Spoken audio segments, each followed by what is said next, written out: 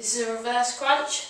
Just lay yourself down, hands on the side of your head, feet raised 6 inches off the floor, bring it into your chest, and then back out. Don't let your feet touch the floor.